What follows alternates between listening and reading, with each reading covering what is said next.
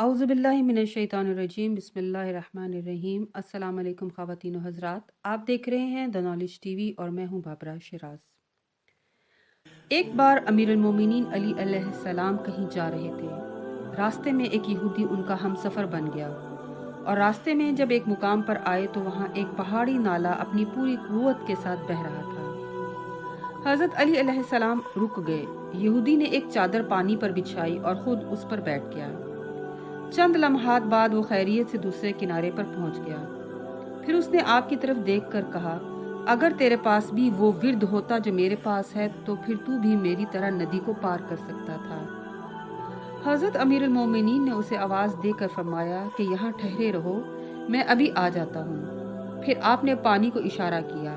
पानी आपका इशारा पाकर फौरन जम गया और आप बड़े आराम और सुकून से उसकी सतह पर चलते हुए दूसरे किनारे पर पहुंच गए। जब यहूदी ने हज़रत का यह मौजज़ा देखा तो वो आपके कदमों पर गिर पड़ा और कहने लगा, आपने पानी पर कौन सा विर्द पड़ा था जिससे वो जम गया?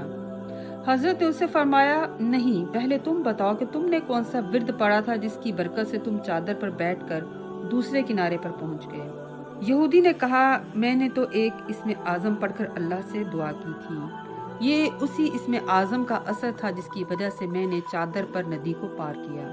अमीरुल मोमिनीन ने फरमाया, वो इसमें आज़म क्या था? उसने कहा, मैंने अल्लाह को मोहम्मद के वसी के नाम का वास्ता दिया था।